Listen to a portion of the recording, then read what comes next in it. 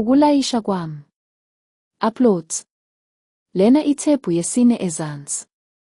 Yilapho uzolayisha khona yonke imibhalo yakho, imiyalelo, ulwazi, idatha nje. Nansi indlela ehlongozwayo yokubamba idatha yakho. Kunye. Kungani ubhalise iprofayili ye-ecosystem? Yilapho unikeza khona umongo. Utshela abahlomuli bakho bedatha ukuthi yini isisusa sakho. Yiziphi izinsizakalo ozifunayo kule pulatifomu? Njenge-ecosystem, kuningi okutholayo ama-services kodwa okunye kungahle kungakusebenzeli wena. Wena qhubeka ngokukuzebenzelayo ukhohlwe okunye. Kubili.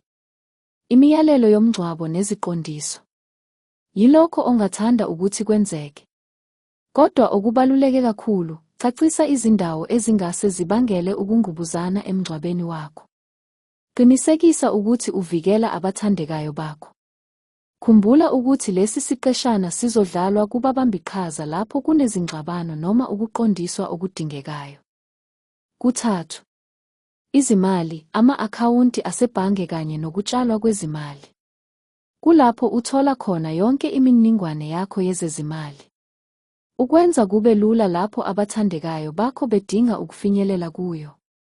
Zibuze lapho ufaka idatha, ngabe umhlomuli uzokwazi ukuthi angaya kuphi, futhi ngabe banemininingwane eyanele. Kune. Ukwabiwa kwezinto ezibambekayo. Yilapho uthola khona ukuthi ngubani othatha ini kwizinto ezibambekayo. Movables. Khumbula ukuthi uma wenza lokhu, umgomo ukuqinisekisa ukuthi ngeke kube khona ukungqubuzana nokulwa. Kuhlanu. Idatha, imibhalo kanye nendawo yokugcina ulwazi. Yilapho ulayisha khona noma iyiphi idokhumenti ebaluleke kakhulu. Lokhu ukusekele ngama-selfies anabayo. Isithupha. Ukufunda okujwayelekile nokuhlakanipha. Lokhu kungenziwa ngokuphawula ngeziqeshana kuhlelo lama-community. Ngale ndlela unikeza umongo walokho okwakuyingxoxo nokuthi umbono wakho kanye nokufaka kulesi siqeshana kuyini. Khumbula ipadlock evulekile kusho ukuthi wonke umuntu angabona ukuphawula kwakho. Ipadlock evaliwe isho ukuthi kuphela umhlomuli wedatha ozokwazi ukufinyelela kumazwi akho. Ungangeza ezinye izihloko, kepha lezi zihlongozwayo zibe khona.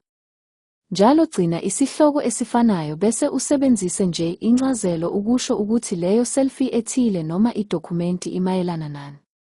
Ungalayisha amafayela 3 nge-upload. Kepha ungaskena idokhumenti yamakhasi ayi-one 100 bese ulayisha njengenye yalezi zintathu. Okunye ekugcineni uma iziqeshana zakho zevidiyo zingaphezu komkhawulo obekiwe.